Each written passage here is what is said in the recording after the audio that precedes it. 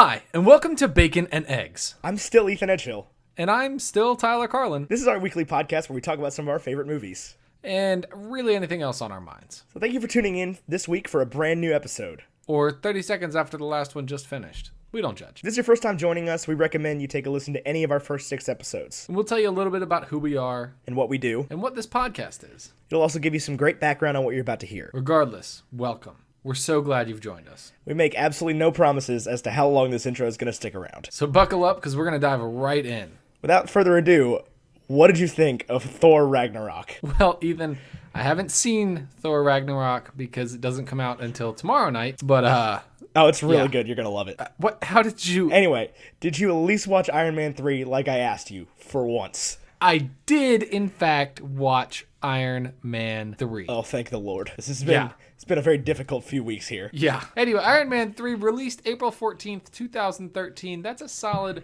1,661 days ago as of this recording. It's like 4 and some change years, almost half a year. Yeah, we're really starting to get into the good stuff. Yeah, getting more recent. Yeah. Still, well, I mean, we'll say good stuff. We're getting into the okay stuff. Listen. Okay, for those of you who let's just get this out of the way ahead of time. Iron Man 3. I love this movie. I'm not in love with this movie. I love this movie. I will spend the next however long this takes. This is my favorite Iron Man movie. Okay, not only is it not my favorite Iron Man movie, because there is a clear choice on best Iron Man movies, because the best Iron Man movie is like just the best Marvel superhero movie, period. I did not say it was the best. I said it is my favorite. Okay. Oh, God. Big difference there. I like this movie. Tyler does not like this movie. Let me be clear. Sitting through this movie, it evoked emotions. It did what it intended to do. I just think what it intended to do was stupid. You may very well think that. I do. I just said I do. Yeah, but you would be... I can't say you're incorrect. I'm not allowed to say your opinion's wrong. I'm saying your opinion is sincerely, severely, alarmingly misguided. Okay. Well, this movie had a budget of $200 million. Yeah, that's a lot of money. But you know how much money it made? Wait, hold on. How many generations of my family could be set up with $200 million? I mean, if you invested correctly, all of them. How much money did this make, Ethan? It made $1.215 billion, which is more than Iron Man 1 and 2 combined, just by the way. It's the second highest of any Marvel movie at this point, behind the Avengers. That's insane. Yeah. It was a lot more. That is insanely sad Captain for a movie America. That starts... That is insanely sad for a movie that starts with such stupid narration. Oh, I love the narration. Oh my God, no, you don't. Anyway, first of all, did people agree with me on this movie? I would say for a large part they did. It got a 79% from critics on Rotten Tomato and a 78% on audience, which is, I'm pretty sure, better than like most of the movies we reviewed recently. Mm-hmm. And I think so. It got 62 out of 100 on Metacritic, which is only 7 points less than the Avengers. Okay. But still a lot less than Citizen Kane.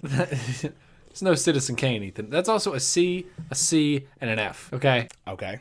Your point? I think that's a C, right? 90 to 100. Yeah, I'm pretty sure like pretty much every single movie with the exception of the Avengers and Iron Man 1 has been a C, and an F. You might be right.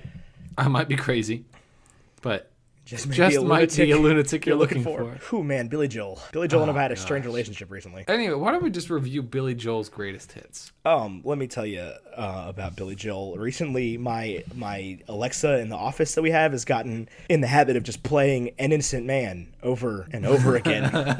And like, we listened to Billy Joel the other day, and in just every 7 or 8 songs, it would play An Innocent Man. What would you say Billy Joel's top 5 are? It's just 5 different versions of Uptown Girl. Right. I mean, you have to have Uptown Girl. You got to have, like, The Longest Time. I don't know, maybe. Definitely Uptown Girl. I would, I'm going to pull up Moving Billy Out. Joel's. I'm gonna pull it up right now. Yeah, I would say Moving Out. They made a musical about that one. Oh, Piano Man. Oh, yeah, obviously. Number 1. We Didn't Start the Fire. Yeah, I don't like that song. Never liked that song. How do you feel about, like... So here's its top 5 on Spotify. Piano Man, Uptown Girl, She's Always a Woman, We Didn't Start the Fire, and Vienna. Vienna... Waits for You. Yeah, it's a great song, but it wasn't... And this is the same way I feel about We Didn't Start the Fires. I had, like, one boxed CD set of Billy Joel music when I was a kid that I just listened to over and over again, and if it wasn't on that CD set, it didn't exist. I totally get what you're saying. It's like Jimmy Buffett's songs you know by heart. Yeah, those are the only Jimmy Buffett songs. Here's the essential Billy Joel.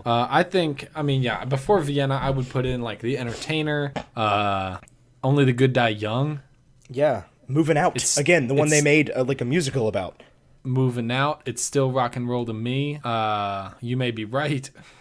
I think you're okay. So I had, if you go under compilations on Spotify, my parents had but one at the bottom, Greatest Hits Volume 1 and 2. Okay. And if you go in and look in there, those are the Billy Joel songs that I know. Like Greatest Hits Volume 1 and 2 from 1985. Yeah. So you got Piano Man, Captain Jack, Entertainer, blah blah blah. Right. So like Scenes from an Italian Restaurant. Right. Like I know every single word to that song. Oh my god. There's a lot of Billy them. Joel is very good. But yeah, these are the Billy Joel songs that exist, and all the rest of them don't exist, and you can't tell me otherwise. I refuse to believe it. I'm so flabbergasted to be hearing this from you, because growing up with you, like, you always came from a house where like music was always playing, and I did not. And I was always like, I have to know as many songs as Ethan does. And anytime I would like discover a new artist and a couple new songs, they'd be like, hey man, have you heard of Elton John? And you would be like, yeah, I've heard every song Elton John's ever recorded. No, I've heard. And I would be like, I've heard these Billy Joel songs. So before we get started, do you have some injustice for me? Because I have some injustice for you. I do. We're recording this on Halloween, correct? Yes. For like the next hour of this recording. Yeah. So Halloween, I live in the city, and they would trick or treat, which was awesome. And then every single time, the parents would be like, make sure you say thank you. And like, it's Halloween. You do not have to say thank you for trick or treat. Yeah, trick or I treat agree with that. replaces thank you. Yeah. Right? Like, trick or treat is greater than thank you. Because when you say trick or treat, it's like, I might give you a treat, or I might punch you in the face. Right. I might punch you in the face. I might scare you. I might eat, whatever it is. My house is a treat house. Yeah. Just for the record. Same. I mean, I guess maybe we just grew up and I don't want to sound like an old person here by any means, because we're both currently still 24. Like, right. Like, this was my first Halloween. But like, my second Halloween where trick-or-treaters came to my house. The first one where I had like a flow of them. Yeah, I grew up, I just always said thank you anyway. I love Halloween though. We had some great costumes come through. For sure. I was sad we didn't have any. Like not only was it all about seeing all the kids in all their costumes, every single kid that came up, I was like trying to name their costume as they came up. So I'd be like, oh, hey, Darth Vader. Hey, Leonardo from Teenage Mutant Ninja Turtles. I know which one you are, Mr. Blue Bandana. And he probably doesn't. Yeah, he was probably like, I'm a Ninja Turtle. I'm 4. I like turtles. I was like, where's your sword, bro? Bro. Where's your katanas? Bro. And then there was a stormtrooper that showed up with a Darth Vader lightsaber. I was like, okay. So when you were 6-7 years old, your parents didn't take you trick-or-treating, they just turned you out in the neighborhood?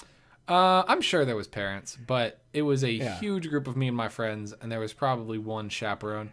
Maybe not a parent, maybe like one of the teenagers. So until I met you guys, I trick-or-treated like alone. It was just me and Dad. That's weird. Well, like all of the people I went to elementary school with lived far away from me. Right, you went to a city school for some reason when you lived in the county. Well, it was this is a long story. I grew up like away from all my friends, which wasn't a problem, but like it was inconvenient to drive to the complete other side of town to go trick-or-treating. Right. So I didn't go trick-or-treating with like a group of people until I met you guys. In 6th grade. And so by that point, I was obviously old enough to like go trick-or-treating alone. Right. In your neighborhood. It was not a huge deal. Yeah, I mean, and you can vouch for my parents' neighborhood. It was safe. Anyway, my injustice is that these children are too polite. If you're going to put on the costume, I want you to play the part. Darth Vader isn't coming to my door saying thank you. Anyway, Ethan, do you have any injustice to share about? I do, actually. So I was recently, over the weekend, I was at I'll just say a restaurant chain that does not sponsor us, so I'm not going to name them. And I was in a drive-thru, and I ordered what I wanted, and the nice lady was like, "Hey, you know that if you order the combo and get fries with it, it's cheaper." I'm like, "Okay, sweet. Can you just give me the combo and then keep the fries?" Because like I didn't want the fries. I had no need for the fries. I don't particularly like fast food French fries in any way. Like they're not my favorite thing in the world. And she was just like, "Oh no, I can't do that. Like you have to take the fries." And I'm sitting here. Why didn't you just throw the fries away? But no, that's what I'm saying though. Is like, why can I not just tell you to not give me the fries? Like, why is that a problem? Like, I don't want the fries. You're sitting here saying, please throw these potatoes away from me.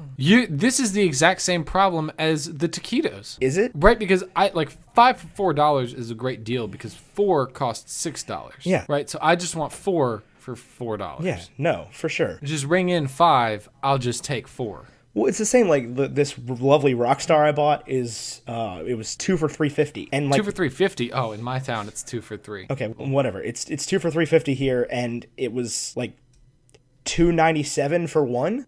And like I didn't really want to. I probably won't drink the other one until next week, but I bought it. But yeah, no, they're just saying like, please throw these potatoes away from me. It's like handing me a flyer made of potatoes. So Iron Man 3, Ethan, I watched this. I rented it on my Xbox for $3.99 to watch it in HD, and it did not work the first time I tried to watch it. So I had to restart my Xbox, and then... Did you rent it on Amazon? No, I rented it on like Games and Movies or whatever, Movies and TV. Because if you rent it on Amazon and that happens, they'll usually give you your money back. Well, it did work eventually, so I know, but like even if you have to like close out of it and watch it again, they'll usually just give you your money back. Well, that's They'll cool. be like, we saw you had connectivity issues, and you probably didn't go to watch the movie, and you're like, yep, totally. Yeah, totally didn't get to watch the movie. But I rented it on my Xbox for $3.99.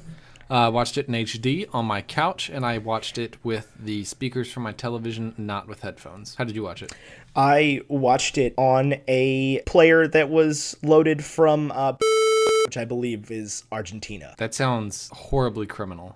My face right now is the literal representation of that emoji that's like just 2 dots and a line. This movie sucked. Actually, it was okay. No, it was okay. This movie is awesome. No, it's not. Yes, it is. I will break down for you over the next hour and a half why it was not. Okay. And at the end, I have some questions because I don't understand where your theory comes into play. I don't. I will. Really? Yeah. There's no way you watched this movie and you weren't like, oh wow, Ty's totally right the whole. I time. don't get where it happens. I don't know. I don't understand it. I don't. What he has? Are you serious? Yeah. No, I don't understand where it happens.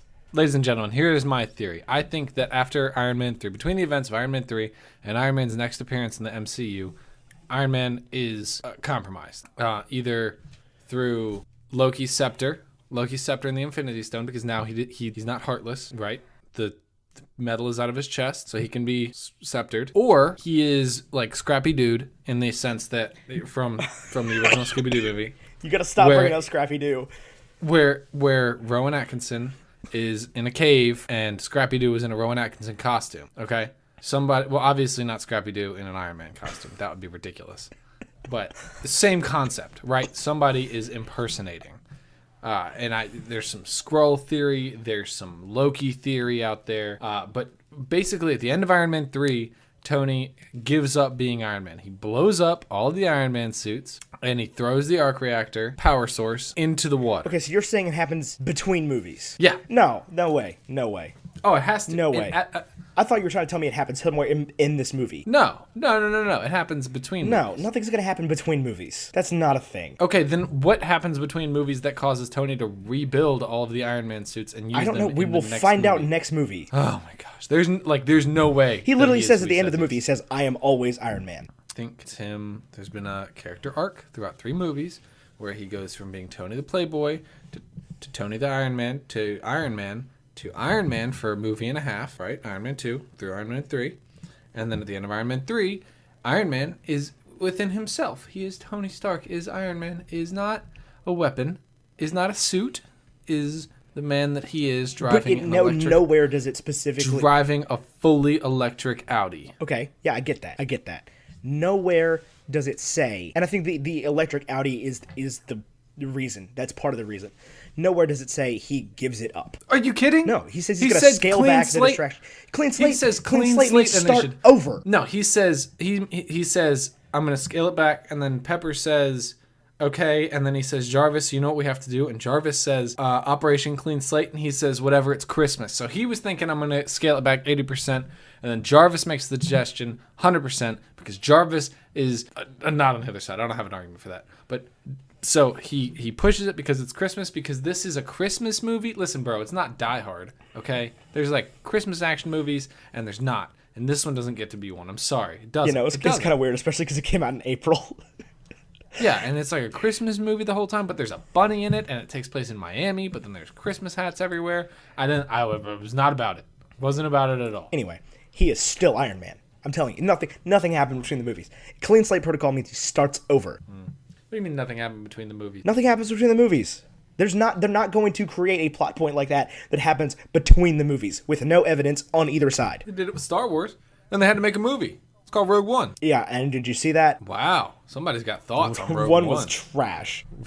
Rogue One was like, you remember, there's a video online, we have to link it in the show notes, where it's like everybody's immediate reviews on The Phantom Menace. It's like this 10-minute video where people are like, oh my god, it was the coolest movie ever made. It was the best thing. This Star Wars is back, baby. And then like people just saying that for like 9 minutes and 30 seconds. And then the last guy they talked to was like, that movie was literal garbage. Yeah, I have seen that. I cannot believe that they did this. Yeah, that's how I feel about Rogue One. Everybody was like, oh my god, this is the most amazing thing ever. And I was like, what? This movie, it was not super great. I almost felt that way about Force Awakens. You shut your ass. I mean, listen, I thought Rogue One was all in all not that good. But Force Awakens... The Force Awakens was amazing. Anyway, you cannot, Iron Man you're not going 3. down this road. You'll alienate all of our listeners. Iron Man 3. Have you seen it? I have seen it. Airline food. I am on my third note. We have made it through 2 notes. I don't so think we're far. going to get through a lot of the plot of this movie. Oh, we'll get through some scenes. I will say, I've listened to a lot of these review podcasts, and a lot of people don't go as linear as we do. So I'm just gonna drop this in real quick. I want to talk about the kid. Okay, I like the kid. I'm 100% pro kid. I'm totally pro kid. He's set to appear in not the next Avengers movie, but the one after that, which is cool. Infinity War Part 2 or whatever. Yeah, I think that's cool. I remember seeing this in theaters with you, and the kid having more of a role. Oh, definitely. Like, I remember him being like a big part of it. You know why the kid's so great? Because he acts like a kid. And in his workshop, he's got a motorcycle helmet. You know what's on that motorcycle helmet? Rockstar. A sticker for Rockstar Energy. By the way, this podcast is brought to you by Pumpkin Spice Rockstar Energy. Pumpkin Spice Rockstar Energy, not available anywhere. Not available anywhere. But if you put Rockstar in your pumpkin spice latte, you'll die. Yeah, I like to use Rockstar in place of water for brewing my Keurigs. So. Oh my god. Speaking of Rockstar, I'm currently drinking a Rockstar. I'm drinking water today. I am drinking a Rockstar as it is, again, 11:15. And this Rockstar is a Rockstar Revolt Killer Citrus. Ooh, is that one good? Not really. It, again, for the second week in a row, tastes like it has alcohol in it. I will say this about the Rockstar, about the citrus flavored energy drinks, is that my day job coworker just came back from Spain, and he said that is literally all the rage over there, and that like that's what people drink. Like, they drink wine always, but when they have to drink an energy drink, or when they do, like, instead of having regular flavor or Rockstar or like the citrus is what they go for. Yeah, no, there was a while that they had. I mean, at least I saw them for a while. I haven't seen it really since then. They had, which I know we don't like to talk about, but it was like lime citron, and it was really good. Yep. Okay, we really need to talk about this movie. This movie opens with narration or Eiffel 65, one or the other. Either way, I'm not a fan. It opens with narration, and it opens with a very Tony Stark narration of like, this famous person said a thing, and I don't remember who it was, but I said a thing, and I'm famous too, and never mind. Let me start over. Okay, so is his narration, I thought he was like writing a letter, or it was all going to come to, and we'd like see him speaking on screen at some point. And we do in the post-credit scene. Is the narration all leading up to the post-credit scene, or is it just narration for the sake of narration? Both. I think that's a dumb dichotomy. I think that the narration is stupid then. You can't have narration for a post-credit scene. No, but I think that the post-credit scene is there because there was narration. I think they are both made true. They are equally true. Mark Ruffalo in the post-credit scene. Oh, he's so funny. No, that was great. I like the narration, though. I did not. I thought it was dumb. I thought it made the whole thing feel a little bit darker, which it is. It is a ton darker. Yeah, we get a whole different Tony in this one, and that's really what I like about it. Oh, gosh, that is a lot of why I don't like it. Really? You mean to tell me Tony... Let me just real quick, okay? Tony has Mark 42 on, okay, for the bulk of this movie. But we find, sort of towards the end, all he ever needed to get another suit was Jarvis, so he could say, hey, Jarvis, send to the brigade, or whatever he says. So as soon as he has Jarvis charged up even a little bit, he could have been just fine with another suit that wasn't totally damaged and was more combat ready. Are you just going to like play that off like it's not a big deal, Ethan? Are you just going to tell me that that's not like a big deal, that he has 41 other suits that are ready to go? Why are you so mad about him having more Why suits? are you not mad about Why this? are you mad? I don't understand why you're mad about it. Why are you not mad about I don't this? understand. You mean to tell me he didn't... He didn't need to go to the hardware store and build like a cheap little Tony He Stark absolutely built did. this in a cave. No, he didn't, because even his Tony Stark built this in a cave Iron Man suit is so much better than the stupid one he makes with a literal hardware store. Okay. This, like, his whole, oh my god, it doesn't make any sense. Jarvis was charged up enough that you could have just been like, hey, Jarvis, I don't need the whole brigade, but send Mark 41. Yeah, did you I you need missed that. the part where they were buried under tons and tons of house But when he needs them, he just calls them. because it was okay, yes, it's a plot device, Nope. but they talk about how they got the rubble off the house. No.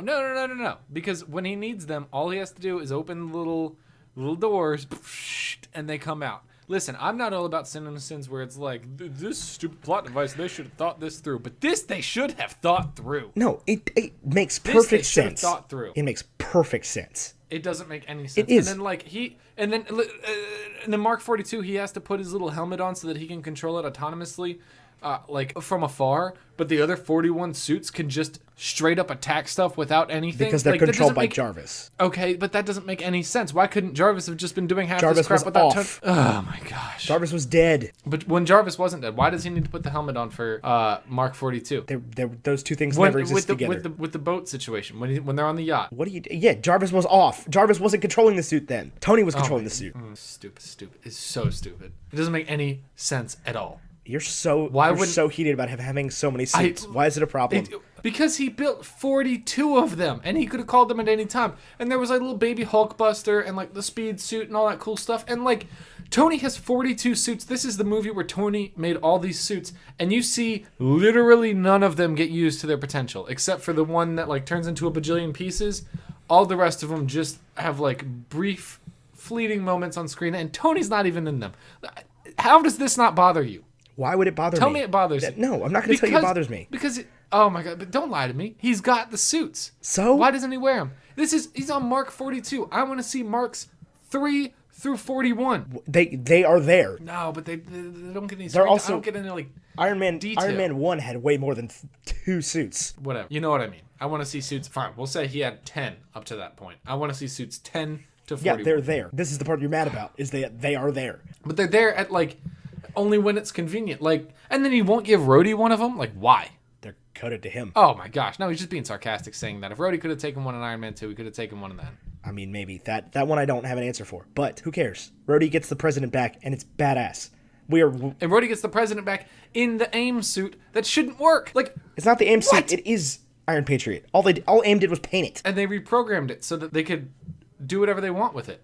Okay. It's the same as Iron Man 2, where literally the exact same thing happens to War Machine. That is War Machine. I know. What are you talking It's the same thing. War Machine rocks with an X. Yeah. Why are you so mad Thumbs about up. him having more than one suit? I'm not mad about him having more than one suit. I want to see more than one suit. If you're going to make this movie with 42 Iron Man suits, I want to, like, and getting them is just as easy as Tony doing some weird kung fu moves. It's not that easy, though. It is, because he says, Jarvis, bring in the brigade or whatever, and they all fly in. Yes. Okay, After so it's that they easy. clear the house off. I don't know. I'm not buying that. Yes, that is what happens. I The think- house is destroyed. 'cause The they- house is on top of that little trapdoor thing. You But the watch him. trapdoor You watch thing- him putting all the suits down there. And it is covered up by house. House fell into the ocean. Part of the house fell in the ocean. The rest of the house fell on top of that trapdoor. And when he's in Kentucky or Tennessee or wherever, where does he get a freaking Audi? Yeah, I would imagine Shield, but No. No Phil Coulson, no Nick Fury to tell me that's where this came from. So I'm not biting on or that he one. stole it. Plus, Shield drives Acuras. Okay, well, I don't know. You telling me Tony doesn't have self-driving cars? Oh gosh. And they're not just coded for Tony because he puts one on Pepper. Yes, I'm aware of that. I don't know why he didn't give a suit to Rhodey. I don't have an answer for that. I think they did that so that he could do the scene where Rhodey zip lines in to save the president. Tony doesn't do like any relevant fighting in this whole movie. Okay, yeah, fight scenes are stupid. Fight scenes are not. These are action superhero movies. Yeah, and I'm over fight scenes after watching 7 of them in a row. Disagree. Okay. Disagree. Anyway, you're super upset about him having more than one suit, and I don't understand it. Why does he blow them all up? What's the problem with having all the Iron Man suits? Why doesn't he just say, "Hey, Rhodey, you take them"?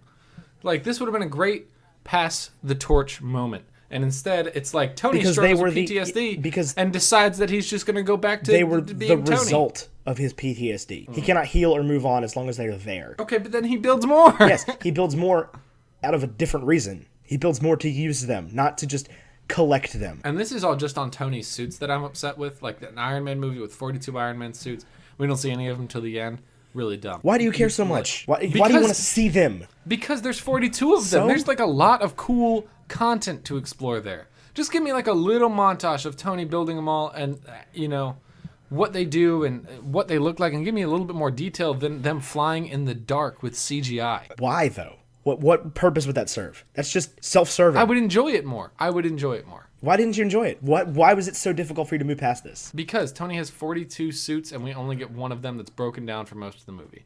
This is obviously frustrating. It's not frustrating. There's such a glaring opportunity here that was not taken advantage of. Because they're irrelevant. Why not? What like? And then Tony starts in his house instead of at some fanfare. Like Tony is still gonna put on the public face and the smile and all that, even though he's got this PTSD problem. He's still Tony Stark. Why don't you start with the same fanfare you started with Iron Man 2 with? Where maybe not the World's Fair, but something like that, where Tony shows up and he's braggadocious about his 42 Iron Man suits. He's not braggadocious about his 42 Iron Man suits. He doesn't want people to know about them. He's scared of them. And listen, man, at the end of Avengers, we got the Shawarma Initiative, which is clearly the Shawarma Initiative. Jesus Christ.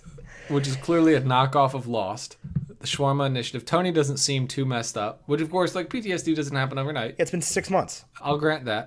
And then, so that's just my complaint with Tony and the suits. No, Tony, it's a different Tony here.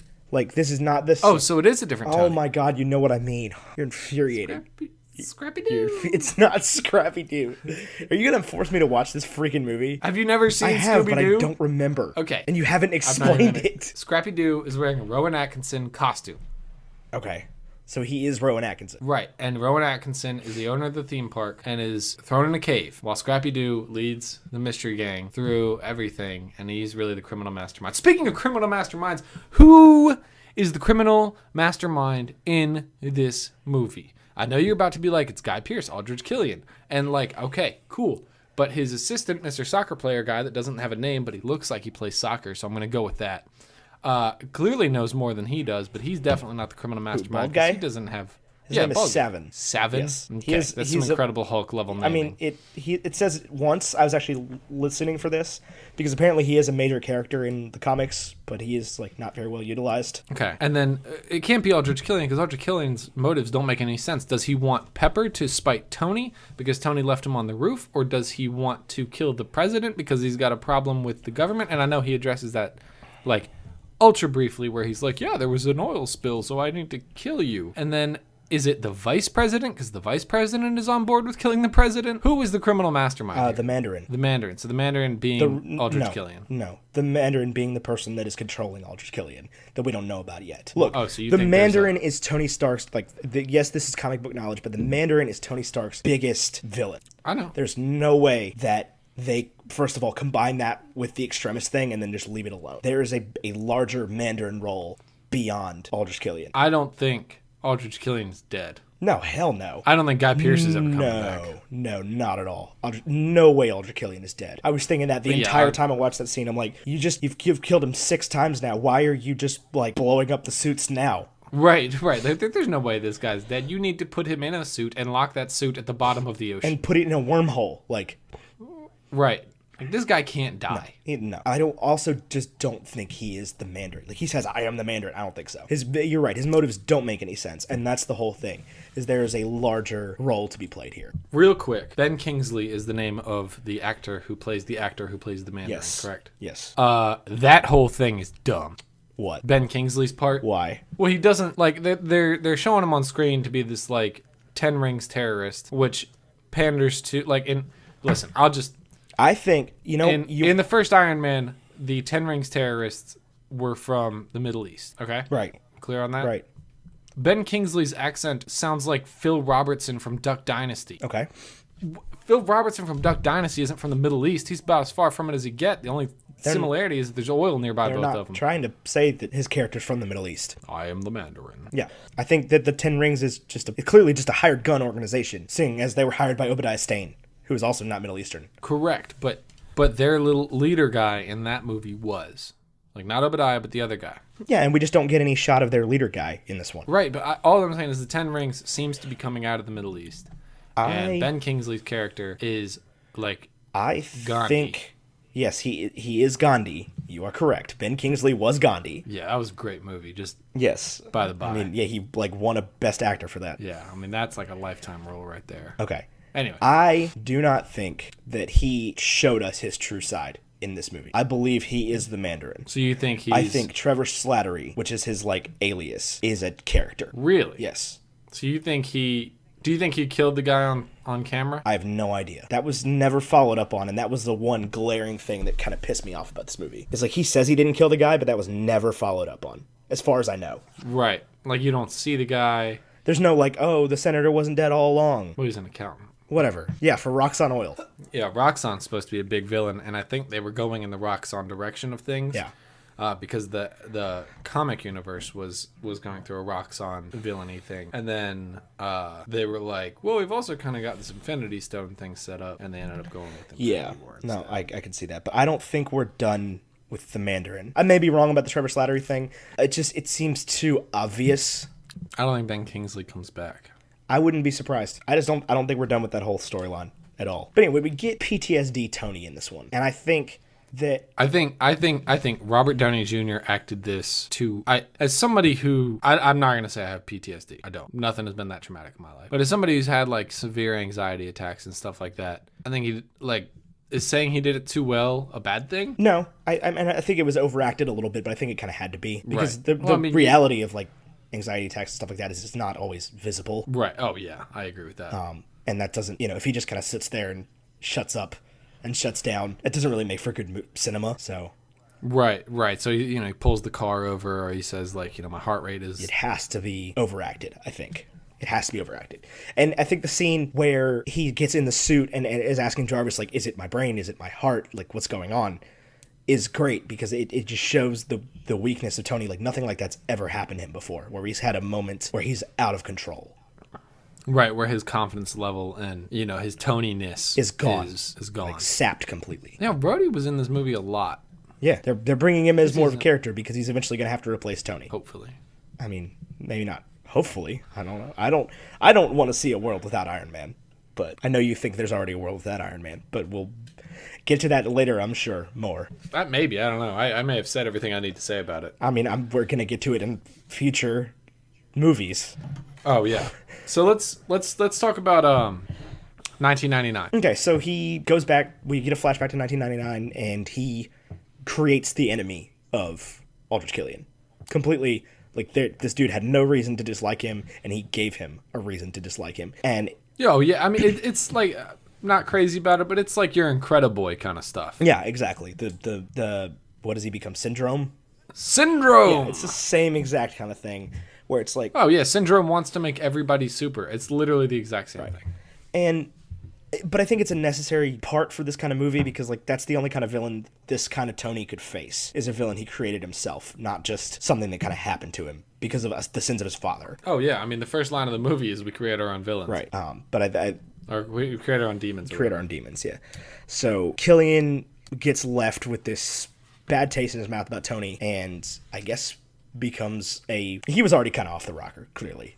But Yeah, he was asking for like Tony to join his think tank so that his think tank could like blow stuff up or whatever. yeah, but he does sign on Maya Hansen, and that's how he gets his hands on Extremis. Maya Hansen. Let's talk about her real quick. Do you think she's gonna maybe not appear again, but if you are of the firm belief that Aldrich is not the Mandarin, I think Maya here is a good candidate. Good candidate. Yes, I would agree with that. I don't necessarily think she has to be dead either. Yeah, she just got like shot in the stomach Yeah, or whatever, like- right? Which if she has got the extremis in her, and I don't know that she did. I think they were trying to lead you on to believe that she does not. Yeah.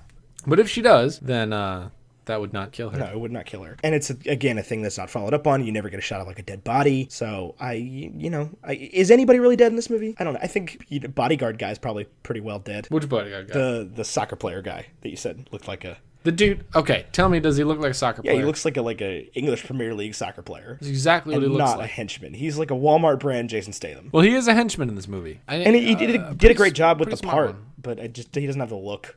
I mean, I thought he had a pretty evil looking look. Real quick on this Maya person. Okay. What was her last name? Maya Hansen. Maya Hansen. The actress who plays her, without looking it up, would you have known her name? It's Rachel Weisz, right? Nope. Okay, then no. Rebecca Hall. Rebecca Hall. Who the hell is Rachel Weisz? I don't know. But anyway, I was watching this movie and I was like, oh, that's that one girl from that one thing. Of course, I don't remember what that one thing is, because when I saw her name in the credits and on IMDb, I was like, who on earth is Rebecca Hall? Who? Oh, she's from The Prestige. Oh, that's probably why I know her. Oh, I definitely should have known that. Bad. Oh, we're bad. Oh gosh. We're bad film fans. Yikes. Yikes with spaces. She was good in this role. Ooh! Incrediboy is sent up on the roof, and Aldrich Killian is like super upset about this at Y2K. Okay, so back in present day. Back in present day, Tony is not in front of anybody, and he's dancing like an idiot in front of the dunce cap Robot, which is hilarious. Yeah. I'll give you that one. How did you get that hat? He's like teasing the robots, like taunting the robots still. I do want to ask you, throughout this movie, Tony does a lot of dancing. Okay. To get like his suit onto his body. Please tell me your thoughts on this. I think they were just kind of out of cool Tony puts the suit on scenes. Did you notice there wasn't like a single cool Tony puts the suit on scene in this movie? There was the one where he has to flip upside down, and this was this exact scene, but the one where he has to flip upside down to get the faceplate on. I like the fact that he's always fighting with the faceplate. Like, that makes me laugh. I thought that was a little silly thing, but on the Mark 42. But I thought that they could have like slow-moed that or done. It felt like it happened very quick. Like if you blinked, you missed it. I mean, it's reflecting a different Tony. I guess. Like this is not the Tony. It is the same Tony Stark. Let me be very clear. It is the same Tony Stark, but it's a different aspect of the same Tony Stark than we got in Iron Man 2. Right. This is Tony without the confidence. This is Tony without the playboyness. This is a broken Tony. Right. He is super broken. He is super PTSD'd out. And so we're back in the present day. I can't remember all what happens, but Tony puts the suit on. And then eventually we get to Happy. I think this is the same part. Happy is running security, asking everybody for a badge. And Aldrich Killian shows Pepper his big brain. Aldrich Killian shows Pepper his big brain. I want to talk about something real quick. Okay. I want the technology for those little projector balls that he has, where he throws them on the table and it just becomes a 3D projector. That is technology I want to exist. I mean, do you want to carry 3... like oversized marbles in your pocket? Because wearing a suit, that would look very inappropriate. I mean, I would make the sacrifice. You could get a little case for him. Guy Pearce is so cool. He is like the coolest person, except maybe Robert. Oh, I get it. I get what they were going for. Yeah, no, he is Tony Stark. Yeah, he is Elon Musk. He is everything Justin Hammer wanted to be. Yeah, he's as suave as Hammer wanted to be. But he's just and the hair. Oh my god. I thought his hair was a bit much. I think when our kids watch Iron Man 3, they'll be like, what is with that dude's hair? It's so thick in the back. It was a little mullety, but it's a little mullety. Not in a bad way. I'm gonna have to explain to my children, when we did a podcast on this episode, on this movie. You can just play them this podcast. Right. We thought the exact same thing. It was a little mullety, but it was, I would love to have that kind of locks. I remember when this movie first came out, I was much, much younger and very, very invested in music, like composition and like modern classical music. What's the best word for this? I don't know what you're trying to say. Guy Pearce looks like Eric Whitacre, is what I'm trying to say. I would 100% agree with that. So whatever you classify Eric Whitacre as, like a god among men who writes choral and he's just a composer. Orchestra and band music. There's a job title for that. It's called composer. Oh, God among men, I think is the first line of his resume. He is a composer that has managed to remain famous in the 21st century without doing movies, which is impressive. Well, he tried to do a movie, and then they turned that movie into Madagascar, if I'm not mistaken. I believe so. I believe you're correct. But that is not what he's famous for. He's he doesn't do movies or TV. He just makes choral music, which is cool. Which is super cool. Go music. The advancement of music in the world is what we're about. The advancement of Eric Whitacre in this movie. Well, but the opposite of that, because he's the bad guy. Is he? Or is Tony the villain? I don't think Tony's the villain. So, explain Extremis for our listeners. Extremis is like an unstable genetic upgrade. Yeah. So, ideally what it does is it makes you like a lizard. Where you can regrow limbs. But like immediately. Yeah. The common side effect is you explode. This drug is instead of regrowing a limb, explode. You explode at 30,000 degrees Celsius. Just 3,000. I think it was 30,000. It was 3,000. Whatever. You exploded at an absurdly hot temperature. Yeah. So, sign up today, kids, for the Extremis program. It might, VIMS. VI for vitamins. Double MS for minerals. Yeah, no, extremis, Vim's it's that you're a great. druggist. It grows your limbs back. The only side effect is that sometimes you blow up the Chinese theater.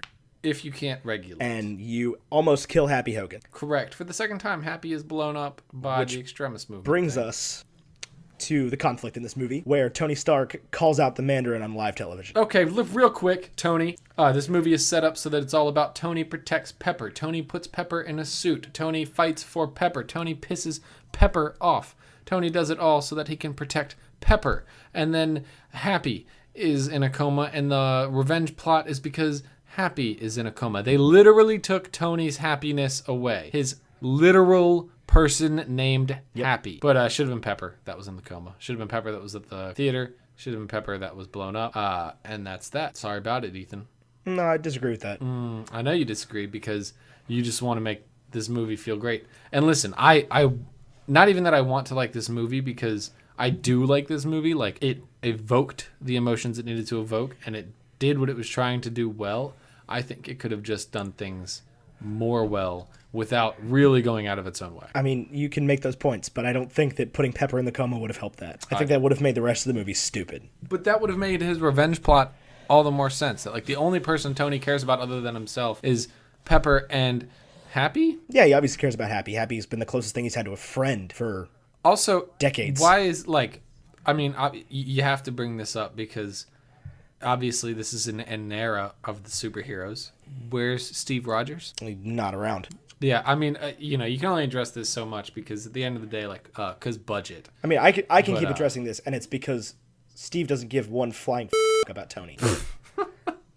But he does. No, he doesn't. He literally doesn't. This is the same point I was making at the end of the last movie. This is the same reason I don't like So you Captain mean to America, tell me is that Steve Rogers, right, soldier extraordinaire, doesn't care about the commander-in-chief of the United States Army? I firmly believe that if the plots were reversed and Steve Rogers was fighting the Mandarin, Tony Stark would have come to help. I don't know. I don't know that Captain America would show up. I mean, that Tony would show up in the Captain America situation. I just don't know, and we don't have that plot. No, you're right. We don't have that plot, and that's because Steve Rogers is a jerk. Although Tony is not there, if I'm not mistaken, when S.H.I.E.L.D. is spying on literally everybody. So Pretty sure he is. Isn't he in the next movie? No. He's not? Falcon's there. I could have sworn Tony was in the next movie. Anyway, we'll find out next week, or 2 weeks from now. Neither of them are in the next movie. Yeah, no, I have no idea. Still haven't Captain seen America it yet. is in the next movie. Captain America is in the next movie. Captain America's not in the next movie. Oh, yeah, he is. Yeah, He is. I read about that. And about how it's like Steve Rogers, or it's Chris Evans pretending to be Tom Hiddleston, pretending to be Chris Evans. Yeah.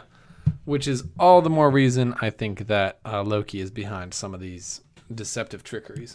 So anyway, we've got Happy Hogan in a coma, and then there's all these news reports, and it goes to some of my like least favorite American news reporters talking about it. It's got like Bill Maher up there, who I'm not a huge fan of. I hate Bill Maher. I mean, listen, Bill, I get it. Like, you're a comedian. You rag on the president no matter who it is. You do your He's thing. just annoying. I think you just. I like kind him of about annoying. as much as the Mad Money guy. Yeah, I mean, right. It's like you're just mad. You're just thinking you're funny. You're just sarcastic. I'm not about it, Bill Maher. And honestly, I would have rather like who was doing late night in 2013. Still Letterman, I think. Yeah, I would have rather Letterman talking about this, or even put it on like Colbert, you know, because that was still around at the time. But I'm not crazy about you, Bill Maher. Wish you weren't in this movie. I would agree with that. I like Bill Maher in this movie better than I like Kobe Smulders in the Avengers. Oh yeah. Oh my God, yes. Bill Maher in this movie was like a brief, like, oh, Bill Maher, really? Kobe Smulders in the Avengers kept coming back. I'm putting a frame of reference around it. Yeah, no, I'm not that upset about the Bill Maher thing. Tony threatens the Mandarin on live television. That's what we need to know about the scene, and then the Mandarin proceeds to immediately blow up his house, which, what did you expect? Yeah, that was not good. The dude's been able to blow up everything without a trace. In between all of this, we do get the introduction of the new Iron Patriot name. The Iron Patriot. The Iron Patriot instead of War Machine. What do you think of the name Iron Patriot? Better, worse, Terrible. the same? Give me like a eye doctor level response. What do you mean, like 1 or 2? Right. I mean, it's a 0. It's a 0. Both of those are bad. You like the name War Machine much better? Absolutely. I love the name War Machine. War Machine is a cool name. Iron I'll agree with Patriot you is there. not a cool name. But have you considered how cool of a name Iron Patriot is? It's not a cool name. I think it's a great name. No, especially not in comparison to War Machine.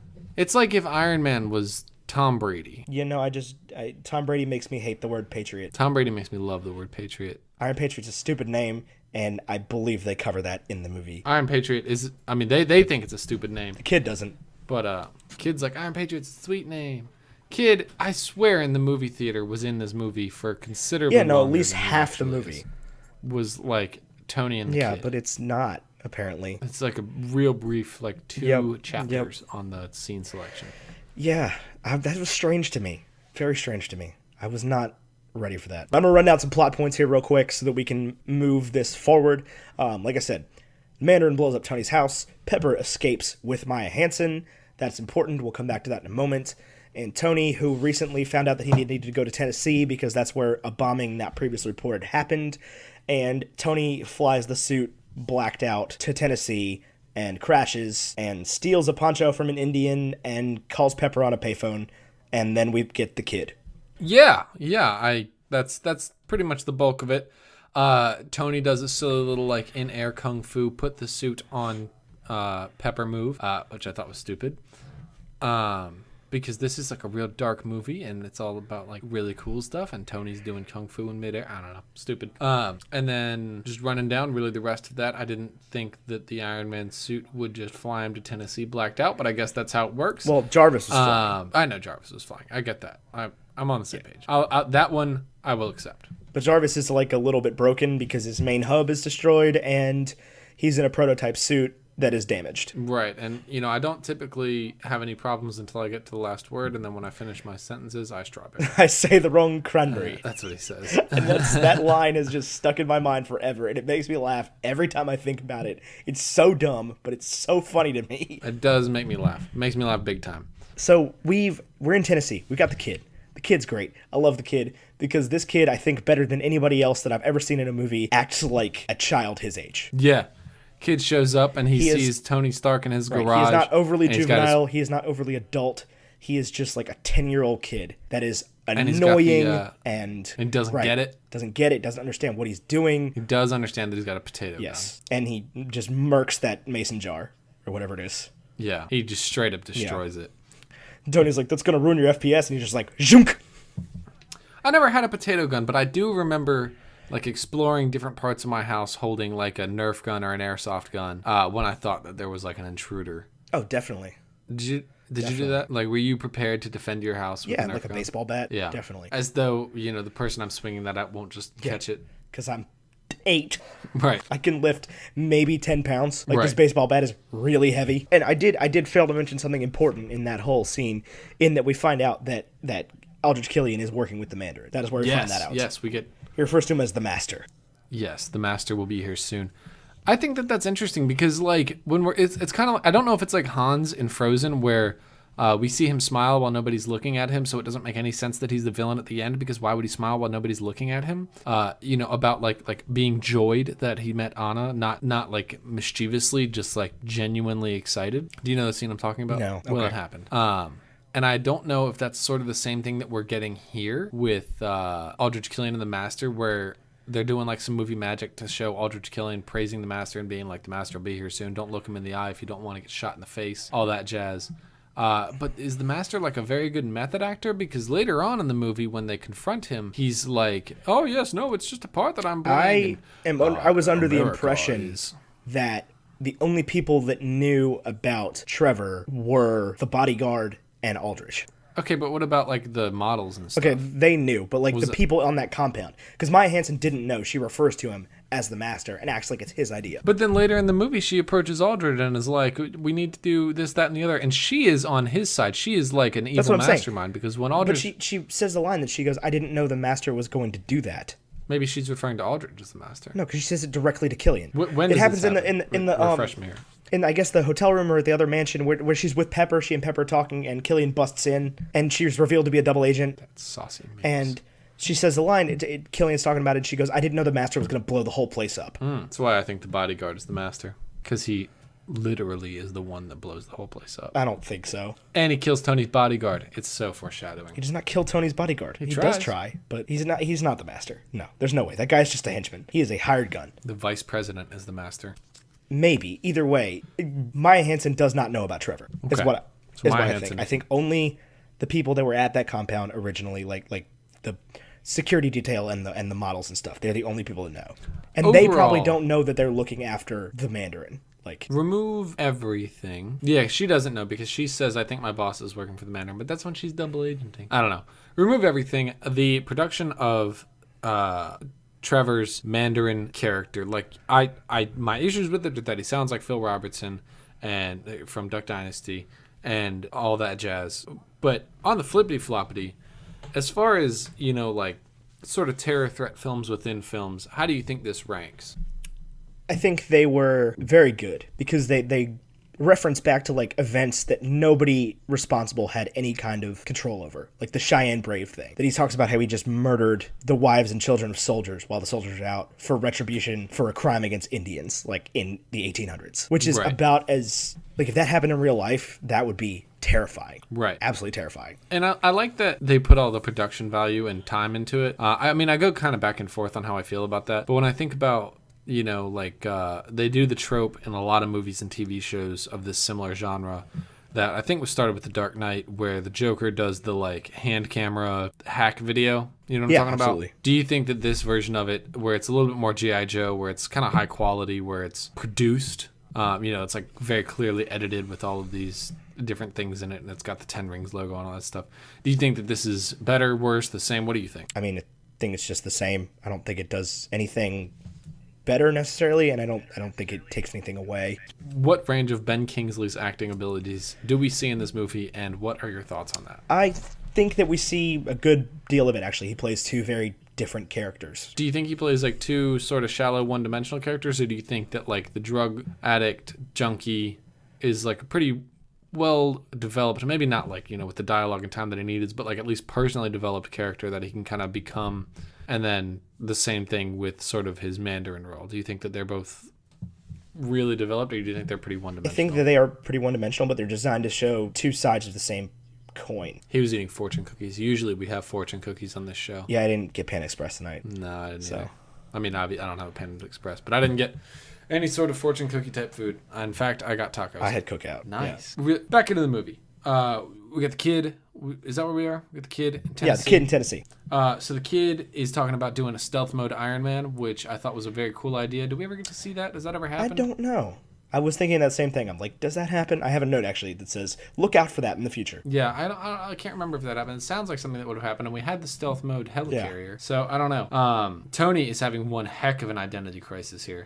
He doesn't know if he's Tony, if he's Iron Man. He's got to be Tony Stark for a while, but even the kid asked him who he is, which, like, the kid knows who he is. I don't know why the kid asked him that. That's kind of weird, but... Yeah, I thought that was strange. The kid was like, who are you? And he's like... I'm the mechanic. What do you mean, I'm who am I? Tony. And... Right, Tony Stark. But, like, he's definitely having an identity crisis. He's trying to figure out what role he fits, and I think that the fact that he refers to himself as the mechanic is interesting. Because, like, to him at that point, that's all he is. It's just like... Yeah, it was kind of like He even says it earlier. He goes, when he's talking about New York, and he talks about how there was, gods and aliens, and I'm just a man in a can. Yeah, he's definitely very broken up about this whole New York thing, which of course is the theme of the movie, that like New York had a profound impact on him, that like he specifically could only have that sort of reaction, like maybe him and Barton, because and Barton, I think we see in movies to come, had a similar reaction to New York. But he fell through the wormhole. He had that moment where he dropped the nuke on the Chitauri, and he fell through the wormhole, and he couldn't save himself. Right, Hulk had to catch him.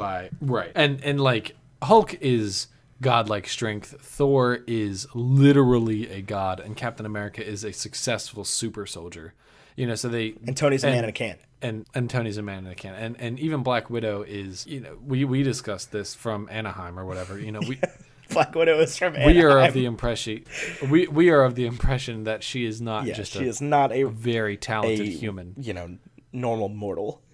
Right. And Tony is now having this identity crisis because he's a man in a can, and now he's without his can, and he's without any money to buy the can. He's completely isolated. No resources. For the first time ever. So we get back to, well, not the first time ever. I mean, we had Tony, Yinsen, who makes an appearance in this movie, which we did not realize. Yeah, we also didn't talk about it. That was kind of weird. We skipped over that to begin with. Yeah, well, Yinsen's in this movie very briefly.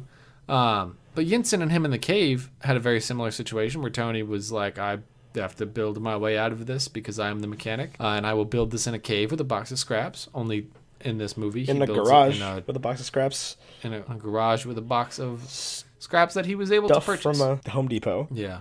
Drinking a Rockstar Energy. Go, Tony. Drinking a Rockstar Energy. So we get the scene, and I think this is... Oh. Okay. Real quick, he's in the garage with the kid. I'm just curious about this. I'm asking your professional, scientific, fact-based knowledge. I don't want opinions here. He walks in and the kid's like, "What's that in your chest?" And he's like, "An electromagnet." And he's like, "It's like this whole box of them you've got right here." And the kid's like, "What does it power? Do electromagnets power things? Is that what they do? Like, is that an appropriate question for, like, that's your electromagnet? What is it powering?" Yeah, no, I never thought about that. That is kind of a weird question. It is powered. Like, the electromagnet is powered by something. No, but he's asking. I know, and what that's what I'm saying. Is like, that doesn't make any sense. Okay, cool. I just wanted to make sure that I wasn't on the the only same person page that there. was like. But I guess it is technically power. It's not necessarily powering Tony's heart. It is like empowering Tony's heart. It is allowing Tony's heart to continue hearting. Well, Tony's answer is that it powers the suit. Yeah, which it does, because it's not an electromagnet. There is an electromagnet in there, but it is also an arc reactor. Right. That was just a weird piece of it scripting. is. I think that's what we're getting at right now. Yeah. Is it like somebody didn't Gotcha. really edit that? But we get So the the kid. scene, which I think is funny to me, that like the kid talks about how the guy blew himself up and there's only 5 shadows, and Tony mentions that. He's like, that doesn't make any sense. There's only 5 shadows. And the kid's like, there's 5 shadows because only 5 people went to heaven. And I'm just like, it's Tennessee, they just brushed that off. They're just like, yep, that's it. Nobody investigate. Yeah, I thought that was super dumb. I was like, somebody would have been like, wait. But would it? It's the middle of nowhere, Tennessee. Would somebody investigate? Would somebody have said something? No. They'd have been like, obviously that guy doesn't get a shadow because he doesn't have a soul. Well, I mean, I jive with what you're saying, because they actually do kind of reference this, like in the next scene when he goes to the bar and the local sheriff is like, yeah, I'm gonna need to see some ID if you tell me you're from the Department of Homeland Security. Right. And it sounds like they don't like people snooping around in their town. No, not at all. Not at all. And so like, I definitely don't think that they would have said anything, and it's just like, man, only Tennessee. Maybe. Poor Tennessee. Yeah, only Tennessee. Maybe Kentucky also. Well, I don't want to start bashing other states that just aren't involved in this. And definitely West Virginia. Hey, I recently spent some time in West Virginia. It was very nice. I've been to a Burger King in West Virginia. It was an awful experience. So the kid has that, anxiety attack with Tony where he runs away and he's like, oh my gosh, stop, The stop, kid's stop, just like, stop, what stop, happened stop, in New stop, York? stop, What are you stop, doing? stop. Why are you doing this? Why are you freaking out? Am I freaking you out? Am I going to freak you out? And Tony's like, Does this remind you of the wormhole? do you have medication? No. Should you? Probably. Yeah. Does this remind you of the wormhole? Oh man, and that's what I love, is that like that's actually how a 10-year-old would react. And yeah, I think that's exactly how a 10-year-old would react. And then he goes with the kid to the bar to pick up a file that we know nothing about. So the lady at the bar is just like, yeah, I'll hand it right to you. And Tony's like, I don't think you're cool. looking for me, but okay, I take it. Right, Thank you. sounds like a Because he plan. opens it and he sees exactly what he was looking for, which is that this is totally related to the guy that blew up the Chinese theater. Yeah, so he takes the file or whatever. And before that, he runs into the extremist girl who, again, looks too pretty to be like a henchman in this movie. I'm not about it, man. I'm not about it. Make these people look like I think people. that's Killian's thing, though. Is like he obviously can fix anything. I guess. I No, don't this know. is not something you need to be Maybe. upset about. This is very obvious. He makes himself hot. Why would he not make his other people hot? He makes them how they want to be. He makes them perfect. But he shows them while they don't have their limbs or whatever, and they look the same for the most part. It's because they're the same actor. Like, you're reading too much into that one. That's what we do on this show. We read too much into things and read too little on screen. What? Because we don't like the reading. Oh, yeah, no, I don't like having to read the movie. The cleaning lady, she dusts. Jesus Christ. So, yeah, we run into that girl, and then she comes back and tries to arrest Tony, and... But Tony does the womanizing thing. It's like, Tony, you have like established in this movie that like Pepper is your lobster, okay? Like, stop with the What are you womanizing. talking about womanizing? Just he's like hitting on the girl. He's like, hey, sweetheart. Hitting on what Whatever girl? he says. The extremist girl, where he's like, he notices her and he's like, it's a nice coat or whatever he says to her. She says, nice watch. He says remember? nice hair because he's thrown off by the fact that her Nice hair. whole face is scarred. Her face Yes, it is. scarred. Go look again. Promise you. I mean, I don't know. It felt to me like he was hitting No, on her. you are 100% wrong about that. He is so awkward. It's not him hitting on her at all. He like looks up and he's like, "Oh God." Well, that's just, I mean, like when I was... No, I mean that's fine. That's what you got from it. But like this is straight up. You just got the wrong thing out of it. So yeah, he's talking to Miss Davis. He gets the file, sort of. No, he takes the briefly, file. And then he takes the file, and that woman gets killed, like immediately. Does she? I don't know. I know that like local sheriff. Yeah, the sheriff gets gets killed. shot. A lot of people get hurt. I shot the sheriff. A lot of people get hurt. Buildings are blown up. We get a really resourceful Tony here for a minute where he like jumps through windows and jumps over stuff. And it's interesting to see Tony like outside of the suit surviving. Yeah, it is. And you get to kind of see Tony like quick thinking on his feet. Like this is why Tony in the suit is Tony in the suit. Why he's the best. Exactly. And he blows up the building with the microwave, the dog tags, and some gas. Like that was cool. Yeah, it's super cool. And she says, cheap trick and a cheesy one-liner. He says that could be the title of my memoir. And then he literally does it again, like in the next scene. Like he takes out the soccer player guy with a cheap trick and a cheesy one-liner. Yep. By the way, he called the woman, the extremist woman, Hot Wings. I just like to point out those Tony nicknames. They crack me up. Do you like Tony's nicknames? But the bodyguard guy brings down the water tower by like melting it, and that like I thought that was cool. Yeah, they get rid of the bodyguard guy. Temporarily. I mean, he's fine, obviously, but he's like temporarily disabled long enough for them to get away. And Tony sends the kid home and just drives off in an Audi. Where does he get the Audi? I have no idea. Where does it like did he have it the whole time? Did it just arrive? Did he buy it? Is there an Audi dealership in this middle of nowhere? It's Tennessee probably town? I just thought about this. It's probably the bodyguards. Oh, you think the bodyguard? I think if we get because he showed up in a Audi. car. I think if you go back to that scene, you may see it's that car. I just thought about that. It's probably that car because that's the only unclaimed car in the area. Might be. I don't know. I think I would just would have put him in a truck. I mean, yeah, that would have been much more likely. You get that like Wolverine type scene, right, where he's driving around in like a old beater truck, like an F-150 or a Ranger or something. Anyway, he starts heading to Miami, right? No. Not yet. I'm way ahead of myself. He heads somewhere. He just kind of drives off. But the kid's guarding the suit, and we see that the bodyguard is fine. And then we're done with that scene. And we get the scene after that. We get a scene with Ben Kingsley. He does the shoot the account where thing. He makes the president look weak on national television. Right, and we get that kind of moment where I think this was like something that America needed to see, with the like we don't negotiate with terrorists thing. Like, why don't we negotiate with terrorists? Because a lot of times it's like, why don't we just give them what they're asking for so that we can, end this battle or whatever it is. And I think this scene is exactly why we don't negotiate with terrorists, because they don't negotiate with us. Yeah, we don't negotiate with terrorists because they just kill people anyway. And then if we negotiate with them, they know that we will negotiate with them. That is why we take the strong stance of we do not negotiate with terrorists no matter what. Right. I think that was important. I think that I'm happy that this movie tackled that political question. Obviously, we get the Ben Kingsley video where he shoots supposedly maybe shoots the accountant for the IRS or whatever. Right. And then they send Iron Patriot to Pakistan to go after where they think the Mandarin is, which it was never going to be that easy. Jesus Christ. Oh, I know. They were like, oh, we got like ping all this of a sudden they location. found him. Okay, no. listen. You've never found a single piece of evidence from any of the crime scenes. You're not going to just find this dude. They go to Pakistan, and this scene is only here because we get the War Machine rocks with an X line. Yeah, I love the War Machine rocks with an X line. We get that whole thing. But even before that, we get to Tony being like, I'm going to hack into a local TV station van. And he pulls up and we get this great scene where the guy's like, the guy's obsessed with Tony Stark. He has a Tony Stark tattoo. He's like, I patterned my whole look after you. Oh my gosh. It's so funny. I love that. I think that guy was great. I almost wish it was like, the only thing that would have made it better is if it was Ryan Reynolds playing that part. Yeah, that'd be hysterical. That would have been just dying laughing funny. But of course, that was before Deadpool was out, and Deadpool's not part of MCU, so whatever. So he gets in there, and he needs to like up the speed of the download and upload rates is what it looks like he's doing pretty immediately. Which is like the first time I've ever been watching a movie and been like, I know what he's doing. I can comprehend this. I can do that. Right. He's not just, I'm hacking into the mainframe. He's like doing a thing. And then he hacks the mainframe. I was happy with that. Yeah, then he does the whole bunch of mumbo jumbo. He's like, that's not how he just types a bunch of stuff into a command prompt and hacks into the AIM database. Yeah, he hacks into the AIM database. And he finds out what exactly Aldrich Killian is doing. And he's taking America's wounded, crippled people and healing them with extremis. But some people, like we said, have the side effect of blowing up. Yeah, just absolute total annihilation, detonation. Tony formulates the opinion that Killian knows it's faulty and he sold it to the Mandarin, which he may not be far off. But we are led to believe at this point that Killian is the Mandarin. Yeah, and I think, for all intents and purposes for this film, he's the mastermind. And this is where we get the scene where we find out that Maya's a double agent and that she was working against them to help kidnap Tony. Basically, that was her whole plot. She was supposed to kidnap Tony. That's what they were going after. Is they wanted Stark prisoner to work for Killian to try to make Extremis stable. Right, because Stark did it while he was like drunk in a hotel room, like and she can't remember what happened.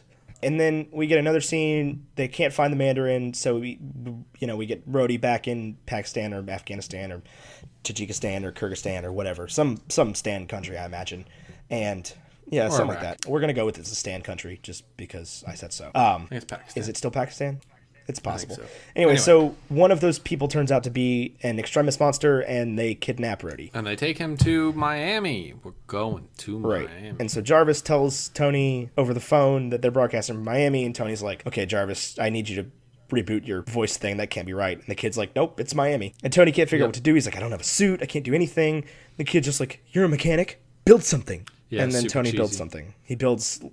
Tony builds Mark 43. Not really. He builds like a hand laser and some other gadgets, and basically just like James Bonds his way into the complex in Miami. Yeah, I liked it. Stupid. I liked it. I liked it because you're gonna keep saying everything in this movie is stupid. You've said everything is cheesy, everything is like cheap.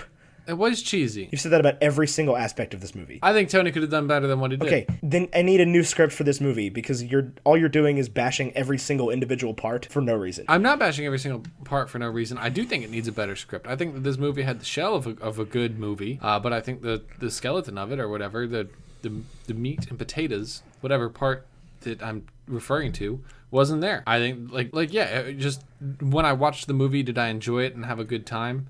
Yes, but were there a lot of things that I think were questionable decisions? Yeah, but you're not explaining those things. You're just saying, I don't like that because it's cheap. No, Tony Stark, the mechanic, should have been able to go into Lowe's or wherever he was and put together a much better suit than what he puts together to fight his way into Miami. I mean, Tony Stark built the Mark I armor in a cave with a box of scraps. I think but it was a box of scraps from like advanced weaponry. Right, well, he's got an entire Iron Man suit. He just needs to reboot it, and later on, all he needs to do to fix that is a car battery for like 30 minutes. He's trying not to alert people to the fact that he's alive. Look, if Tony Stark goes into Home Depot and asks for their weapons supply, somebody's going to get a heads up. I guess. But, I mean, I think he could have figured it out better than he did. He uses like a nail gun. Like, Tony's not above using a gun. He uses a gun earlier in this movie. Okay. And then at the end of the movie, he can't fire a gun to save his life. Yeah, But the nail gun thing, he nailed. I mean, whatever. They're showing him being resourceful. That's the only... You're trying too hard to hate this. I'm not trying too hard to hate this. I like watching it. I really enjoyed it. I honestly would probably give it about a 70 out of 100. Well, you're bashing every individual part of this movie by saying the same thing, is that it's cheap and you feel like Tony wouldn't do it. But Tony does do it because you can't move past the fact that this is not the Tony from Iron Man 2. I don't think this is how he would have been affected. Why, though? Because that's not who Tony is. Tony, had his, come to terms with the fact that he's a hero problem. That was Iron Man 2. He's not coming to the terms with the fact that he's a hero. That's not what this is about. This is about Tony being affected by what happened to him. This is about Tony discovering his mortality. I don't know. I disagree. I think that Tony still should feel like an immortal. I mean, he dropped a nuke in another dimension and then fell through and survived. Right, but he was faced with gods. You got to think when Iron Man 2 came out, he was not part of the Thor movie. He was not part of the Captain America movie. When Iron Man 2 came out, he was the superhero. It was him and the Hulk who was genetic. He can understand that. He can't understand Thor or Loki or aliens from a different realm. I hear you. Do you? I do. I'm listen, here's my frustration with this conversation is that I have heard you and I have tried to adjust my views and agree with you where I agree with you, but I feel like you just want to like this movie so bad that you're not listening to the word I'm saying. All you're saying is that it's cheap and you feel like that's not how Tony... And you've said that about everything he's done in the whole movie. Because a lot of things don't feel like that's how Tony would do it. But it is how Tony does it. Well, clearly, because that's what the movie is. But I'm telling you that the movie shouldn't be this way. Right, but why? I don't understand your issue with it. Because the character that's been developed over the past 3 films this guy has been in is not the character we're seeing in this movie. And you have said that plenty of times, and I hear you there. But, his character development just took this, right turn. That's the whole thing, though. It's completely different. Okay, so this, if anything, this plays into your theory. But I think Tony is still Tony through the end of this movie. I mean, is he, though? Because we've got a different Tony here. I don't think we do have a different Tony here. I think we've got the same Tony, just with a bad script. It's not a bad script. This is a great movie. It shows Tony being vulnerable. I think this is important for the series. Because it shows that Tony Stark can be beaten. It shows that an Avenger can be beaten and broken. They kill an Avenger in Age of Ultron. Age of Ultron is 5 movies from now. It hasn't happened yet. And that's what Thor did. Thor was vulnerable. No, he wasn't. Yeah, he was. He was a human. He was mortal. Okay, because he didn't have his hammer for part of the movie. Yeah. He was still superhuman strong. I mean, I hear you. I will say, going into this movie, I had lower hopes for it than what I thought of it coming out. Like when I watched I it like the Tony Stark that they presented in this movie. And I think they did a very good job of presenting him. And I get that you're not on board with that. I understand that. And I'm hearing what you're saying, is that you're not on board with the Tony Stark that we were given in this movie. Because it is not congruous with the Tony Stark from Iron Man 2. Or Avengers. To a lesser extent. Tony doesn't really have that much of a character in the Avengers. Like, he's kind of there, honestly. Oh, I disagree. I think the it is movie's about Tony, but he's not. He's kind of one-dimensional in the Avengers. He doesn't really do a lot of growing in the Avengers. He's like a major character shift. What? How? He's like, we are not soldiers, and then he goes and fights. Yes. Like, he has the conversation with Captain America, and Captain America's like, okay, but we need something to fight for, and then, like, they go and they fight. And he goes from, like, I don't want to do this SHIELD thing, I don't trust SHIELD, to let's battle the Chitauri and let's save Earth. We are Earth's protectors. We are Earth's Avengers. Right, but that doesn't mean he's a soldier. Well, I don't think he's a soldier, but I think he's more willing to fight for the cause of others rather than just the cause of protecting those right, but he's around not willing Tony. to follow orders. He follows Cap's right, orders. but he's not following the U.S. government's orders. That's what he means by we're not soldiers. It's because the U.S. government are villains. For now, I think. I don't remember where we stand on SHIELD at this point. Well, I mean, the vice president is part of extremis. I think the U.S. government is villains. Yeah, I mean, up to this point, yes. Every villain is lemons. I mean, in present day, after whatever the last movie is, Spider-Man. Yeah. Where do we stand on SHIELD after Spider-Man? I have no idea. I think SHIELD takes a back seat after Civil War. Not Civil War, Probably. after Winter Soldier. Yeah, well, then we just get the government. Right. That's irrelevant to this. Hey, Tyler, I'm going to ask you a quick question just as a sidebar, just to kind of break the tension here a little bit. What have you been listening to lately? Turtles All the Way Down. How's that going? Shockingly slow. I find I don't have a lot of time to listen to it, but I did get it for a credit on Audible. 8 pages into the actual book. But you know what I have been listening to is Origin by Dan Brown, which is the 5th book in the Da Vinci Code series, and it's probably the best one yet. You know where I got that? Where'd you get that? Ian? Audible.com. My number one source for audiobooks. I've been using Audible for years, as has, I believe, Tyler, I think. Years? Would you say years? Yes, I've been listening to Audible for years. So we want to give a little bit back. We want to give you a month of Audible on us. So you can check out the new Dan Brown book too, or literally any other book you want. They have 180,000 titles available for immediate download on Audible. So I recommend you go ahead and head on over there. Head to audibletrial.com/eggs. Literally right now. Stop listening to this podcast and just go. You're not going to regret it. Don't stop listening though. And you won't have to listen to us arguing. We're not arguing. That is literally an argument. I don't want to have this conversation anymore. So Tony breaks into this compound in Miami, and we find out that the Mandarin is just an actor, Trevor Slattery, who is working for Aldrich Killian in exchange for money and drugs. Yes, he said they'll give me more. More drugs, more money, and he literally thinks he's just an actor. He doesn't seem to understand what Aldrich Killian has done and what the actual consequences are, and that's part of why I think that he is not being true to us, is that, like, there's no way he would not have known. Right. So you think basically that maybe not like the Ten Ring stuff he necessarily cares about, but he's kind of reverse engineering his way into this Aldrich Killian world. I think that it's asinine to think that he is just this like helpless drunk that has no idea what the consequences of his actions have been or what he is covering up. How disappointed would you be if that's really all he is, I wouldn't though? be surprised, but hey, I would be a little bit disappointed. I think that he is just the actor. Well, we'll find out. Maybe one day, or we won't. Anyway, so he thinks he's just an actor, and basically we get a scene where the bodyguard knocks Tony out, and Tony's a hostage now.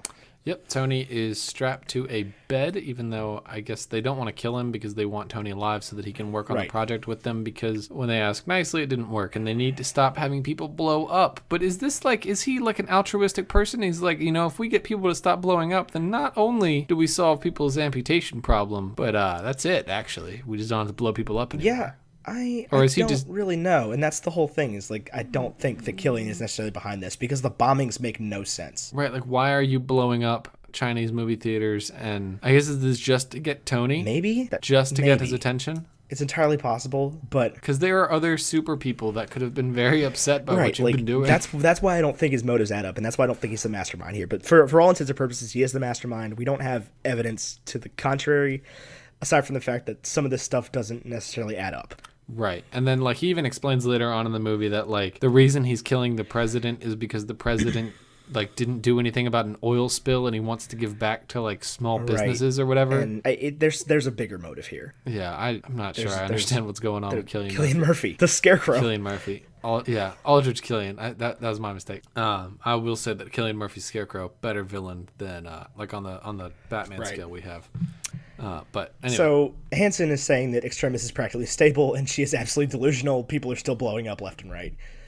Right, people are still exploding. Pepper, exploding. And Pepper has been extremist at this point, and that's kind of how they convince Tony, I guess, that he's going to help. But Aldrich Killian is so confident in the fact that Tony's going to help that he can just shoot Maya Hansen. Yeah, literally just shoots her. And then leaves Tony. Like, when Tony gets stuck with the two bodyguards, the one guy is like Tony asks him, how far is it from Memphis to Miami? And the guy's like, 625 miles. Something or like whatever that. it is. It was Definitely 800 something. But, right. And he's like, wow, that was oddly specific. Yeah, well, it's just Tony stalling, basically calls for the suit, and the suit takes forever to get there, and there's that whole scene, which is, I will admit, this one was kind of dumb. Just the scene, it just pissed me off when he's just like, and 5, 4, 3, 2, 1, and 3, 4, 5, 6, 7, 12, waiting on the suit, and I'm just like, this is unnecessary. I agree. I thought it was pretty dumb. I was like, why is the suit stuck in the garage? Why is there a lock on the garage? Why does it even matter? Why can't the suit just fly through the garage? It's going to have to fly through something else to get here. I mean, I don't know. I don't understand why the suit can't fly through the garage. I do understand why the suits can't fly through the trap door meant to keep the suits safe, but I don't understand why they can't fly through the garage. But anyway, he gets the suit piece by piece and beats those guys up. Meanwhile, they get Rhodes out of the Iron Patriot armor by warming him up a lot to the point where it opens. Yeah, I guess, is there not like just a kill switch on the Iron Patriot armor? Or is it It's in the probably inside? on the inside. I think he he just wouldn't get out because he knew if he got out, they would just probably shoot him. Were his weapons disabled? Was there a reason he couldn't just shoot them? I don't know. I guess. Maybe. I think that they did something to him that kind of disabled it in the first place. That's how they like got him down. Because they obviously had to get him from Pakistan to Miami. So they did something to it. He jumps out. He's wearing a polo. What do you think of the fact that he's wearing a polo inside the Iron Patriot I don't costume? really think anything of it, to tell you the truth. Really? I thought it was dumb. Of course you did. No, I mean, I didn't really know what to think of it, but I did make a note of it that I was like, why is he wearing a polo? Particularly notice.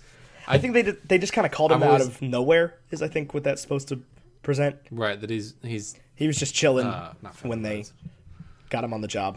When they were like, hey, it's time to go to Pakistan. Yep, it was time to go to Pakistan. But yeah, he jumps out and fights everything, and then Aldrich Killian breathes fire. And he's like, whoa. You can breathe fire, cool. And then the bodyguard gets in the suit and takes off to go meet the president. And it really reveals one of the flaws of the Iron Man suit was that, like, not only could our enemies use this against us, but if our enemies just got a hold of this one, they literally would not be able to tell that it wasn't you inside the suit. Yeah, because Tony's suit literally thinks that it's Rhodey, and he's just like, Rhodey, is that you in the suit? Rhodey's like, nope. Do you have your suit? Tony goes, well, I can't fly. So, no, they're useless. Yes, I know what you're going to say. It's dumb that Tony can't fly. It's a prototype suit. I understand. I agree. Yeah, why would any of the suits not be able to fly? It's broken. Was the whole thing. This suit, actually, throughout the whole movie, they were like, oh, it doesn't fly. It's a prototype. He was still building it, but I get what you're saying. I'm acquiescing to this one. It's dumb that he can't fly. Thank you. Just let him fly. What is it? Because then he could just go take care of Air Force One. It's a plot device. He gets to Air Force One anyway. He like charges it with a car battery for like 20 seconds. Well, they also did the whole thing where they charged it with Thor's suit and never mentioned it ever again. So clearly we have some questionable methods of charging the Iron Man suit. You're just going to have to live with it. Yeah, I guess. I'm living with it as we speak. So we get the scene on Air Force One where like the bodyguard is no longer in the armor. Well, he's in the armor for a little while, and he takes out a bunch of people, and he burns a door and locks people places, and then he puts the president in the armor. But we see him fly out, and then we see him just standing there, and it's like, oh, that's clever. Then the president's in the armor, but nobody knows the president's in the armor or where the armor's gone. Tony's on the plane, and he's just like, where is he? So look, where's Rachel? But this is my question for you, because you said all AIM did was paint the suit, but it sounds like AIM was able to really program coordinates for the suit so that the president went where they wanted him to go. Probably. I mean, they could have also done that afterward. Like, I guess. Like they could have set the autopilot. Like, it doesn't seem like it's that difficult. Jarvis flew the suit on like 10% power to Tennessee, so. That's true. Well, it died at 10% power. Well, no, I mean like 10% of Jarvis flew the suit at 100% power to Tennessee. Right.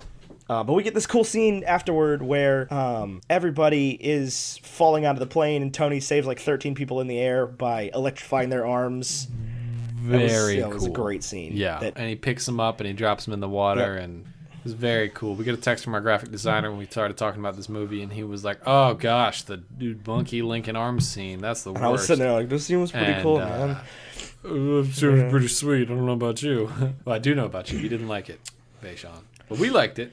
But now we have the thumbs problem up. that Aldrich Killian has the president and Pepper, and they're all on board a big cargo ship. And the president is like strung up over top of all these barrels of oil, and they're talking about how they're going to give him a Viking funeral. So yeah, I really don't know why they're killing the president. I mean, I do know why, because the vice president is Aldrich Killian's like left-hand man in the political discourse, and he wants him to be the leader because his kid's got a amputated arm, and that's how we got him. So finally, Whatever. Tony can get his suits back. You get the thing you wanted. You get all the suits. I wanted the suits. I like the suits. So you get all the suits now. Are you happy? No, because it's dark and none of them really get to shine. Yes, you are correct. The suits do not get to shine. They just are there as pawns, controlled by Jarvis to help destroy Aldrich Killian's henchmen. And I don't think any of them would have died. Yeah, no one's dead. I don't. Maybe some of them, but like for the most part, no. None of them are dead. Aldrich Killian's definitely not dead. The only way for me, like, what I think he should have done is just gotten, I mentioned this briefly, but I think you spoke over me earlier, is just gotten the suits to put one of the bad guys in the suit and then fly the suit to the bottom of the ocean and then shut it off. I think that would defeat them. Right? Probably. Then even the heat but thing instead would they work. just opt for an explosion. Right. Aldrich Killian dies in an explosion, and I'm not super thrilled with it. Pepper blows him up. What do you think? Pepper gets in there and she does all this really cool fighting stuff that she's obviously not trained to do. And listen, if you're frustrated, if you think Tony was able to take a right turn and become this PTSD Tony, that's fine. I'll give you that one. But Pepper being this badass warrior princess woman, after Pepper has been like awkward and unable to handle any sort of stress that's not work related for 3 movies now. This one, I'm sorry, it's the extremis. This one doesn't make any sense. It's like in her I get brain. that it's the extremis, but she's doing like kung fu and stuff, dude. You keep saying kung fu. Yeah, like you remember The Matrix where he wakes up I and know he's like, kung I fu. know kung fu. I think extremis is doing that to her. And then she's like, I see why you don't want to give up the suits. And it's like, yeah, because they're awesome. The suits are what make Iron Man cool. And this whole movie, And she doesn't- no suits. She doesn't tell him to blow the suits up. He said, I'm going to scale back. And then she's like, you're going to get rid of them? And he's like, yes. Also, a lot of Christmas. We talked about this already, but there's like Christmas hats everywhere. Christmas theme. There was like the suits blow up in like a 4th of July style. Firework explosion. I don't know what kind of holiday movie this was trying to Yeah, be. it came out in April too, like I said. The only thing I can think of is that it was slated for a Christmas release and they just didn't quite make it. It's gotta be what it was. Is it was supposed to come out like like, Christmas 2012, which would have been 6 months after. Well, that makes sense because that would have been 6 months after Avengers, and they talk about it being 2012 in this movie. So the only thing I can think of is that they just kind of something happened. They just missed the release date. So yeah, then everybody dies or not, whatever. But like Aldrich Killian's dead. He takes the Iron Man core out of his chest. The shrapnel gets removed. Pepper all healed. That is the one thing that pissed me off did you- about this movie. What, that they could just heal Pepper? that they could just remove the shrapnel. Right? Like this He's whole been time back you in the could have States just for done 3 that. movies now. Right? Why didn't you do that? Like, why was before? that not the first thing you did? Like you could do that and still do the Iron Man thing. I agree with you there. That was stupid. It didn't piss me off that it happened. It just kind of pissed me off that like it happened now. And I get that they needed it to signify a switch in Tony Stark. Like we've got phase 2 Tony now. He's moving on, clean slate protocol. He's starting over from scratch with the Iron Man suits. And no more Malibu. Right. He's got the electric R8. Yeah. Which is not real. But it is by for the Tony way. Stark. It is for Tony And he Stark. brings the dummy bot I'm- with him. That made me smile. He's got the trailer hooked up to the electric R8 with the dummy bot on the back of it. So let's before we get into the post-credit scene, let's talk about movie rankings, breakfast food rankings, villain rankings, and then the post-credit scene. Okay, so where do we put this on the power ranking? I like it. I think it's better than Iron Man 2. I think it's better than The Incredible Hulk. I don't think it's better than Captain America. I don't think it's better than The Avengers. I don't think it's better than I would slot it in Iron between Man 1. Thor and Captain America. I think it's better than Thor. I think so too. Thor was a bit ambitious. Thor was okay. Thor had some storytelling issues. We'll see what happens here in the next few days. But I would slot it in between Thor and Captain America in that like fourth place. Yeah, Iron Man, the Avengers, Captain America, Iron Man 3, Thor, Iron Man 2, the Incredible Hulk. That's my list.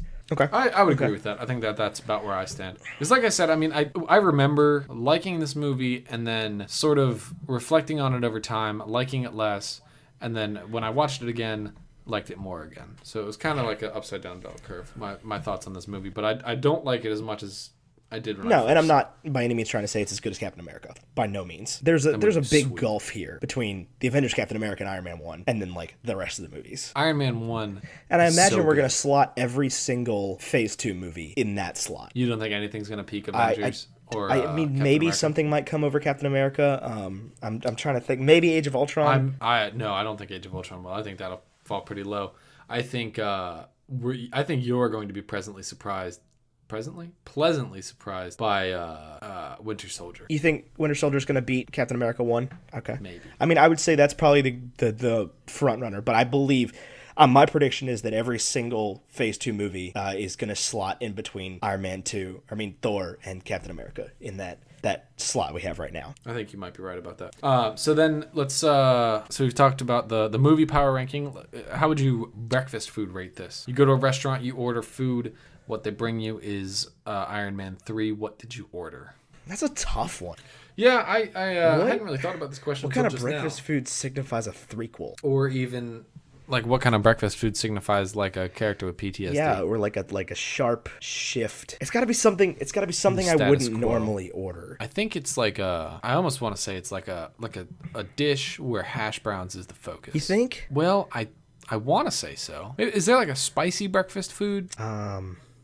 Is it a Bloody Mary? It might be a Bloody Mary. Yeah, that works for me. It's a Bloody Mary. I think it's like a Bloody Mary with like some good Tabasco in there, olive in there, celery sticking out of it, but the celery not super present. I mean, because I would say it's a Bloody Mary with like a little too much vodka in it, where it's like you taste a little too much vodka. Yeah, I mean, this movie was like it hits hard. It's got like a very emotional very attack. Much darker than all the rest of them. And it is very sad. Like, kids like, my dad went to buy cigarettes and then, or he went to buy And I guess he won because because he never came back. That was 6 years ago. Yeah. Golly, that was sad.